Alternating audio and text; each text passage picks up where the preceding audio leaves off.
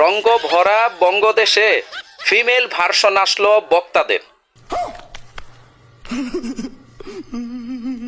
হ্যাঁ ভাই, এখন পুরুষ বক্তাদের পাশাপাশি মহিলা বক্তাদের ছড়াছড়ি সারা দেশে। কোন মেয়ের কথা কইতেছো? ওই শাবানা আপা, ঝর্ণা আপা, এই সমস্ত আপারা এখন চমৎকার ভাবে বয়ান করছেন, আর ওনাদেরকে দাওয়াত দিয়ে স্টেজে এনে আমরা তাদের বয়ান শুনছি। যে ইসলাম ধর্মে মহিলাদের কণ্ঠস্বর 17 অন্তর্ভুক্ত, সেখানে আমভাবে মহিলাদের দিয়ে ওয়াজ করানোটা কতটুক যে শরীয়তসম্মত সেটা তো আর বলার অপেক্ষা রাখে না। বুঝো না এই ব্যাপারটা?